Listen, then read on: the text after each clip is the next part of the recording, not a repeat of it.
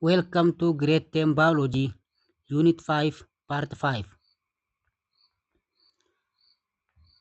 Barnoota baayoloojii kutaa kurnaffaa boqonnaa shanaffaagaa akkasumas paartii shanaffaa barannaa irraan tana. Haga dhumatti akka nu hordoftan jechaa viidiyoo tana yeroo laaluu jalqabdan laayik godhatanii gartee laayik gootanii laaluu kan daganne jechaatuma haga dhumatti akka nu hojii turtan isin affeeruudhaan wajjin gaa barnoota keenya itti fufna jechuudha. Okay, let us continue our today's lesson concerning from liver and gallbladder. Asirraa jalqabna gaa liverii fi gallbladder jechuudha. Waa'ee tiruutii fi akkasumas afuuffee hadhooytuuti gaa gallbladder yeroo jennu afuuffee hadhooytu yookaan immoo kiisha hadhooytuudha sani. When we continue our today's lesson, the liver continues produce fluid like called bile. Akkuma beekamu gaa tiruun teenya dhangala'aa oomishte jechuudha. Dhangala'aa bile yookaan immoo hadhooytu jedhamu. Bile jechuun hadhooytu jechuudha. Kana oomishte jechuudha. Bile contain bile salt which aid in fat digestion. Bilein maal qabdi? Bile salt yookaan immoo soogidda. Bile jedhamu kan qabdu yoo ta'u soogiddi hadhooytu keessatti argamu kun immoo nyaata faatiidhaa cicciruuf fayyada jechuudha. Haga ta'e tokko nyaata faatii yookaan nyaata coomaa kana ciccireeti enzaayimii lippeesitti faana mijeessaa jechuudha.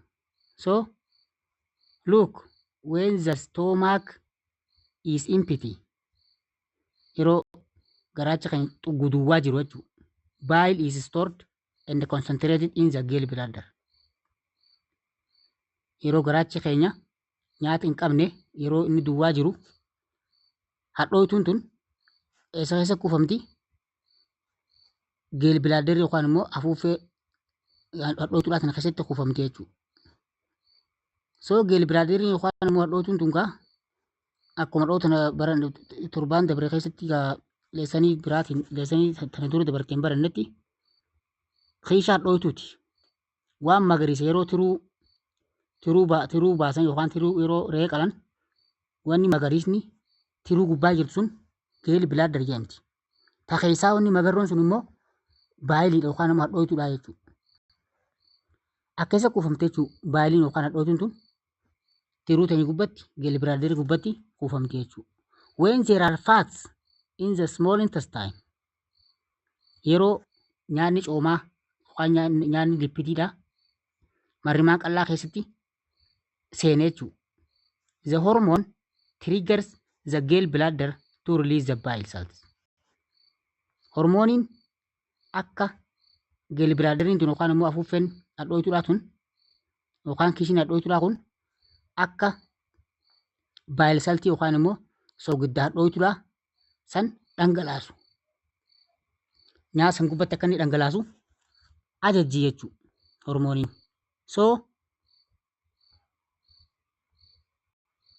Look, mee ilaallu sirriitti qalbiidhaan ona hordofaa. Inside small intestine keessoo marrimaan qal'aa keessatti jechuudha. The bile salts soogidda hadhooytuudhaa kun maal godha?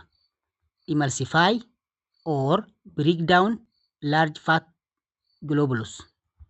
Look, nyaata faatiidhaa kana kan kurkurfatee heddummaatee jiru kana ni cicciraa jechuudha. Emulsify jechuun cicciruu jechuudha. Cicciruu maaliif nyaanni coomaa tokko yoo duraan hagana ta'ee jiraate? Look, cicciree nyaata coomaa kana hurreessuu jechuudha bakka. Gabaabumatti cicciree hurreessee enzaayimoota itti aanuuf haala mijeessuu jechuudha. Nyaata cooma kurkurfaa kana cooma kurkurfaa duraan tokko ta'e kana hurreessee emulsify jechuun akkana jechuudha. Daakuu jechuudha. Haala hurreessuu osoo hin taane ati cicciree bakka lamaa asitti afur shan godhee bifa kanaan jajjaboo kanaan kaa'u jechuudha. San booda immoo enzaayimoonni sadarkaadhaan jiran kan akka lippeesiidhaa kun ni jiru jechuudha. Kan guutumatti irraa fixu bullaa'insa. So kana jechuudha. Kanaaf nu fayyadde jechuudha hadhootuun tuni. So look. The breakdown of fat globules into smaller droplet is physical digestion, not a chemical digestion. Kana jechuun amma fakkiidhaan isin agarsiisa jechuudha. Yeroo baay'inni tun yookaan immoo cicciramiinsi nyaata faatiidhaa kan hadhootuun teenyaan taasifamu kun chemical digestion osoo hin taane physical digestionitti gosa physical digestion yookaan wal nyaatisa yookaan immoo daakamiinsa karaa fizikaalaa jedhamee beekamaa jechuudha. Yaamamaa jechuudha. Maaliif chemical digestion miti. Maaliif inzaamii waan hin ta'iniif jechuudha. So emulsifying kun maal jalatti ramadama? Gosa bullaa'insa keessaa gosa physical digestion yookaan immoo bullaa'insa fizikaalaa kanatti keessatti lakkaa'amaa jechuudha. Sababni isaa maali seeti? Cooma furdaa guddaa ta'e jiru tokko haga ta'e tokko adeemsi ciruudha malee guutuma guutuu bifa chemical digestioniitiin moolekuuliin faatii sanii sirriitti dhumu jechuudha. Kanaaf sababa saniitii fi physical digestion jennee yaamnaa jechuudha. Gocha hadhootuudhaa tan emulsify gootu tana jechuudha. So since chemical bonds are not broken, chemical bonding broken waan hin ta'iniif yookaan immoo bondiin keemikaalaa kan keemikaala moolekuulii sun gidduu jirtu adda hin caccabe. Kanaaf waan bondiin sun hin caccabne jechaaf sirni bullaansaa sun maal jama? Physical digestion jama jechuudha. Kun maaliin wal fakkaata? Fakkeenyaaf akaawwii tapha qolloota isaa taatu ta'a shumburaadhaa afaan keenya keessa kaannee ilkeen ciccirra. Ilkeen adda caccabsinaa jechuudha. Ilkeen adda hororuun sun horreessuun sun boondii keemikaala sanii yookaan boondii akaawwii sanii hin caccabsu jechuudha. Garuu hamma hurreessa malee. Haga ta'e tokko ciccireetti hurreessee inzaamii kaaniif haala mijeessa. Kana jechuun emulsify yeroo goonu hadhootuun teenya emulsify yeroo gootu nyaata coomaa kana inzaamota lipeesitiif haala mijeessu siiti jechuudha. Haga ta'e tokko cicciru.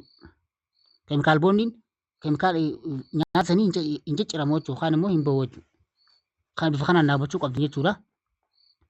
Okay, physical digestion prepares the fat for the chemical digestion by increasing the export surface area on the fat, which fat digesting enzyme kan akka pancreatic lipase fa'aaf haala mijeessu jechuudha. Physical digestion sirni bullaa'insa fiizikaalaa kun nyaata san yookaan cooma kana akka inni chemical digestioniidhaaf sirriitti salphatti daakamuudhaaf haalli mijeessu taasifamaa jechuudha. Sababni isaa nyaata coomaa san kan duraan furfaa ta'ee furdatee jiru sun adda ciccirameeti akka inzaamiin pancreatic lipase kun salphatti daakuu danda'u taasisaa jechuudha. So haala kanaaf inzaamii lipasetiif haala mijeessuu isaati jechuudha. Okay, a bile also contains pigment.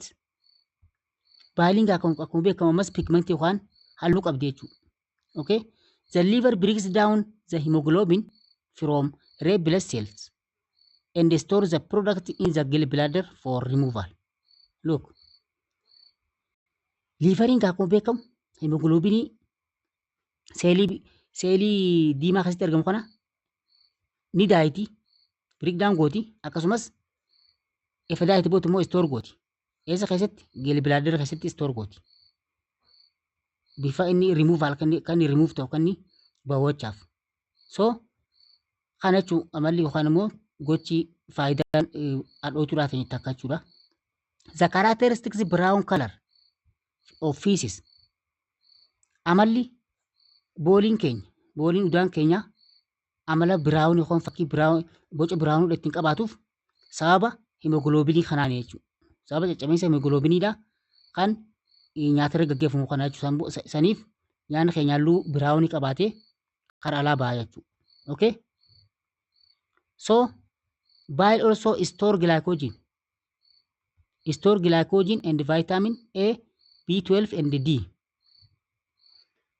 Baayiliin bifa kanaan glycogenii ni kuustee jechuudha. Akkasumas vitamin A ni kuutti, vitamin B12 akkasumas vitamin D illee ni kuuftee jechuudha keessatti. Ammas faayidaan tiruu teenyaa maali?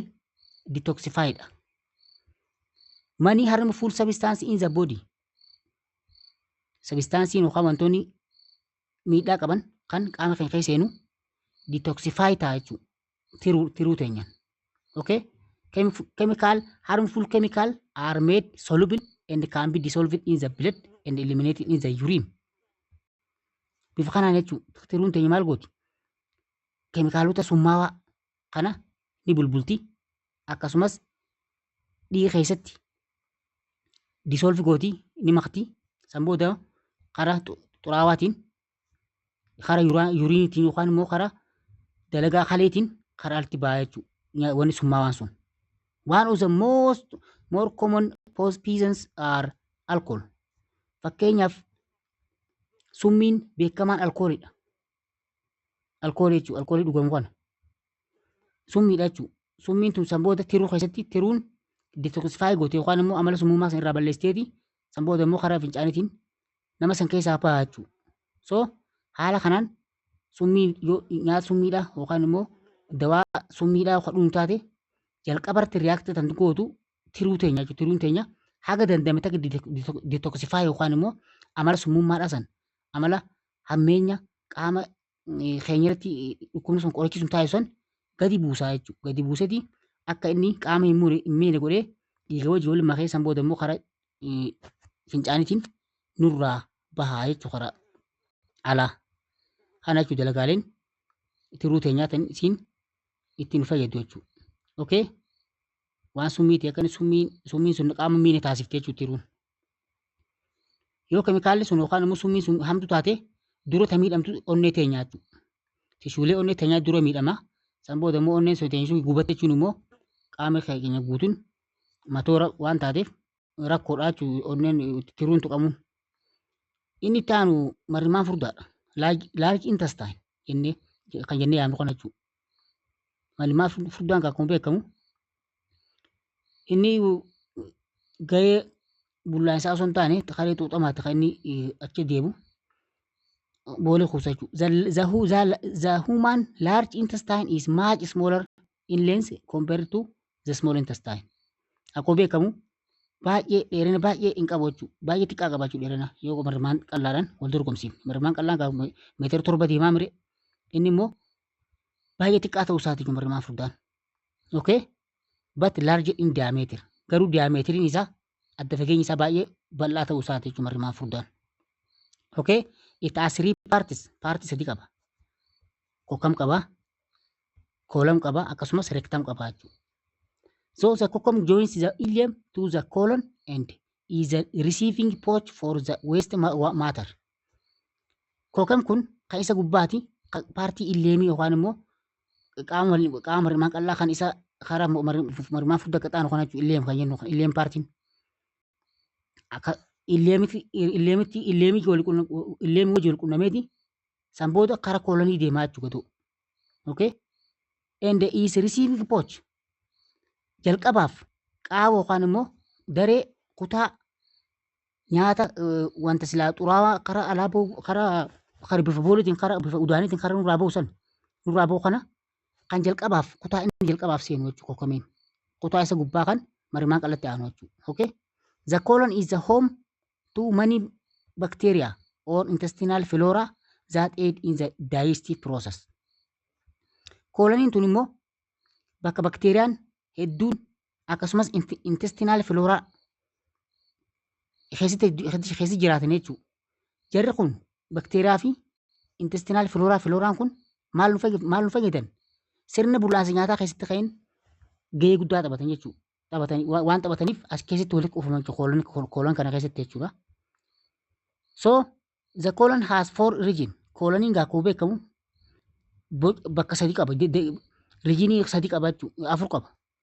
The ascending colon, the transverse colon, and descending colon, and the sigmoid colon. Kolonii sadeen kana afran kana qaba jechuudha. Kolonii ascending taate akkasumas kolonii transverse taate akkasumas kolonii descending taatee fi akkasumas kolonii sigmoid taate qabu jechuudha. Afran kana qabu. So the main function of these colon are to extract the water mineral. Hojiileen koolonoota kanaa bishaan ekstiraat godhu kan xuuxuu akkasumas albuudota garaagaraa kan akka soogiddaa kana xuuxuu from undigested food nyaata hin bulloofne kana jechuudha. Undigested food yeroo jennu nyaata osoo hin bulbulamin karaa alaa bahuu deemu kanarraa jechuudha. And to store waste material. Akkasumas waste materialii walitti kuusaa jechuudha. Marmaan qallaan kun waste materialii waan silaa karaa bifa booliitiin nurraa karaa alaa bahuu deemu kana walitti qabee kan kuusu ta'uu isaati jechuudha marmaan qallaan. So, okay, when we continue this, look, chemical digestion is complete by the time food reaches the large intestine. Sirni bulbulaansa nyaataa kan inni xumuramu yeroo nyaanni karaa marmaan qallaa seenu jechuudha. Karaa marmaan furdaadhaa ittiin seenu sani bulbulaansi nyaataa xumuramaa jechuudha. So, nyaannummaan tokko karaa marmaan furdaadhaa seene jechuun bulbulaansi nyaataa xumuramuu isaati jechuudha. Xuuxamiinsi silaa marmaan qallaa keessa gaggeeffamaa miti. Xuuxamiinsi kan moolekuloota kan akka gulukoosiitii fi aminoosiitii fi cuunfaan soorataa jechuudha. Cuunfaan soorataa silaan kan dhiiga seenu qabu sun marmaan qallaa keessatti xumurama. Kun immoo kan marmaan furdaa seenu kun bishaan keessaa xuuxama bishaaniiti jechuudha. Bishaan keessaa xuuxee san booda immoo karaa alaa nurraa baasuudha jechuudha. Waan silaa daayisin ta'in kana jechuudha. Waan silaa qaamaan barbaachisu kana jechuudha. So, the colon, the large part of the large intestine dha. Koloniin kun kutaa bal'aa yookaan kutaa guddaa maal keessatti argamu? Marmaan furdaa keessatti argamu jechuudha. Must store waste long enough to reabsorb water from it. So, wanni waste yookaan immoo xuraawaa kana hedduuf keessatti kuusaa teessee jechuudha. Achi keessaa immoo reabsorb godhamuu danda'ama jechuudha. Bishaan kun achi keessaa reabsorb irra deebi'amee xuuxamu jechuudha bishaan. Bishaan irra deebi'amee xuuxamee san booda immoo booliin jajjabduun karaa alaa bahuu jechuudha. Bifa karaa munneetiin. Okay? During this time yeroo tana keessatti some inorganic salt soogiddi inorgaanikii ta'e akkasumas mineraal albuudota akkasumas vaayitaaminoonni are absorbed with the water. Bishaan wajjin xuuxaman jechuudha. Yeroo tana keessatti yeroo turtii kuufamiinsaa kana keessatti jechuudha. Bishaan reabsorb ta'u yeroo bishaan reabsorb ta'u vaayitaaminiis albuudonni garaagaraatis wajji reabsorb ta'a jechuudha. Absorb irra deebi'amee xuuxamee booda bishaan xuuxame sun karaa biraa deema boolii jajjabduun immoo karaa munneetiin karaa alaa baate jechuudha. Okay? The large intestine houses bacteria. Akkuma beekamu marmaan furdaan kun bakka bakteeriyaan hedduun keessatti wal horuu jechuudha. Mana bakteeriyaa jechuun ni danda'ama. Such as Escherichia coli, E. coli jennee kan yaadnu kana jechuudha. Which are essential to live and use waste material to synthesize vitamin B and vitamin K. E. coli tun marmaan furdaa keessa jirti. Maal gooti?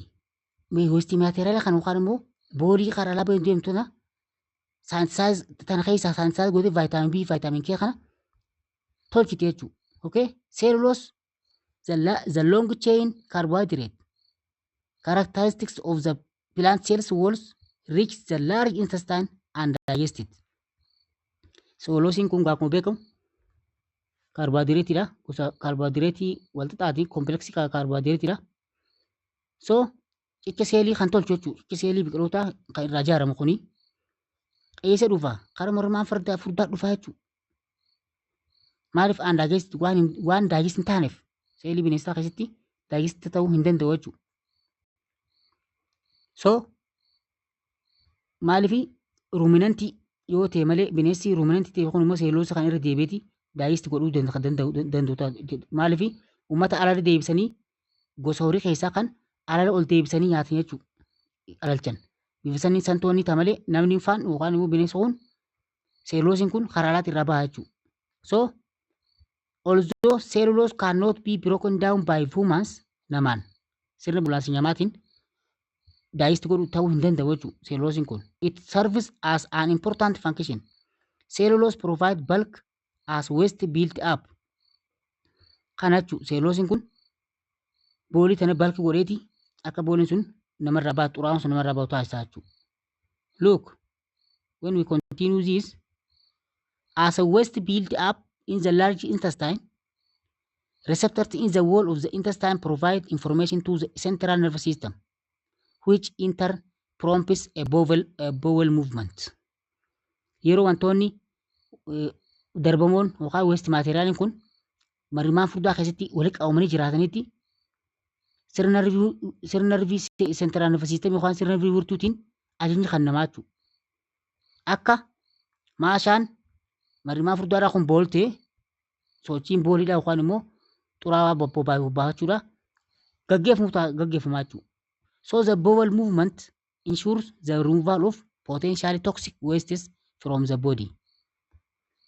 Bowel movementiin kun sosochii xuraawaa ofirraa baasuudhaa yookaan immoo sosochii xuraawaa boolii ofirraa baasuudhaa kun maal fayyada? Toxic waste yookaan immoo xuraawaa summii ta'e qaama keenya keessaa karaa ittiin bahu keessaa isa tokko jechuudha.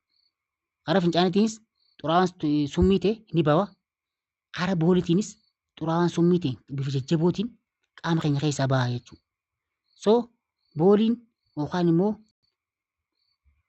udaan karaa nurraa yoo bahuu baate wantoota summaa'aa hedduu keessa jiru waan ta'eef rakkoodha jechuudha. Kanaafuu dirqama nurraa bahuu qabaa jechuudha karaa marimaa furdaatiin karaa munneetiin akkasii nurraa baha jechuudha. Individual who do not eat sufficient amount of cellulose. So namni tokko yoo seeluloosii baay'inaan kan nyaatu baatu taate raafeej or faayibar. Raafeejii yookaan faayibar kana kan jennuun kana jechuun yoo nyaatu baate have fewer bowel movement. Sosochiin udaan haguudha gadi bu'aa jechuudha. Seeluloosiin kun yoo nyaata keenya keessa heddumaate sababni xuraawaan sun ittiin nurraa bahuuftu jira jechuudha. Yoo booliin tun seeluloosiin kun qaama marimaa furdaa keessa yoo guute udaan nu qaba. Yoo immoo seeluloosii kana baay'inaan nyaatu baanne udaan nu qabu. Kanaafuu marimaa furdaa keessa udaan baay'ee yeroo baay'ee yoo ture goga garaa yookaan immoo akka inni hin baane yoo taasifame jechuudha. Sosochiin udaan hagiinsaa yookaan udaan nuun dhufu jechuun hin qabu waan ta'eef fewer bowel movementidha jechuudha. Sosochiin udaan karaa alaa baasuudha ni hanqanii hir'ataa jechuun dura. This means that wastes and toxins remain in the body for long period. Yeroo dheeruudhaaf marimaa furdaa keessa yookaan qaama keenya keessatti wanni xuraawaan sun akkasumas summiin sun qaama keenya keessa yeroo dheeraaf tura jechuudha. So qaama keenya yeroo dheeraaf turuuf gogiinsa garaatiif booliin sun nu keessa goggogee qaama akka inni bahuun taane taasifamee sammuu gogiinsi garaadha nu qabee rakkoo hammaataa nurra gahuu danda'u isaati jechuudha. So seeluloosii baay'inaan nyaatu nyaata faayibar qabu raafeejii kana baay'inaan nyaachuun baay'ee gaarii ta'a jechuudha. So scientists have determined that cancer of the colon. Look, saayintistoonni akka isaan murteessanitti kaansariin kooloniidha. Can be related to the diet. Kaansariin kooloniidha jechuun kaansariin munneedha jechuudha kooloniidha tun maali wal qabata nyaata wal qabata jedhanii murteessanii lafa kaan jechuudha qorannaa gaggeessan. Individuals who eat mostly processed, highly refined food are more likely to be develop cancer of colon. Namni tokko kan nyaata processed ta'e nyaata refined food ta'e jechuudha nyaata qulqulluu ta'e kan faayibarii garaagaraatiin hin badhaadhin jechuudha kan nyaatu rakkoo kaansarii kooloniidhaa tana rakkoo kaansarii munnee kana itti dhufaa jechuudha kanaatu itti mul'atu danda'a jechuudha. Okay? Okay. Look, the rectum store feces until defecation. Rectumiin tun inni siin dhumaa buubuun dhumaa tan karaa alaantu tun nu kooste jechuudha haga gabba'iinsi booliidhaa yookaan immoo udaanii gahuutti jechuudha. The feces are propelled during peristaltic movement during elimination. Yeroo elimination yeroo excretioniti baa jechuudha udaan kun. The anus is an opening at the far end of the digestive tract. Is the exit point for the waste material. Dhumarratti munneen banamtu tun anusiin tun jechuudha. Dhumarratti jechuudha waste material kun dura keessaan bahu tanaa jechuudha. So two sphincters regulate the exit of feces. Sphincteroota lamaatu to'ataa jechuudha. Bahiinsa fiisiidhaa kana yookaan immoo booliidhaa kana. The inner sphincter is involuntary and the outer sphincter is voluntary. Sphincteriin isa keessa jiru karaa keessaa jiru involuntaryidha. Hin ajajamu jechuudha. Fedhii keenyaan ala raawwata jechuudha. Garuu inni sphincteriin isa inni alaa kun voluntaryidha yookaan immoo fedhii keenyaan kan sochoofnu yookaan kan ittisuu dandeenyu kan ajajuu dandeenyu jechuudha. Inni keessaa immoo ajajuu hin dandeenyu. Fedhii isaatiin deemaa jechuudha. Waan fedhiif raawwataa jechuudha. Nuti ajajuu hin dandeenyu nuti hin dhageenyu jechuudha. Kan nuti ajajuu dandeenyu sphincterii isaa karaa alaa kanaa jechuudha. Okay?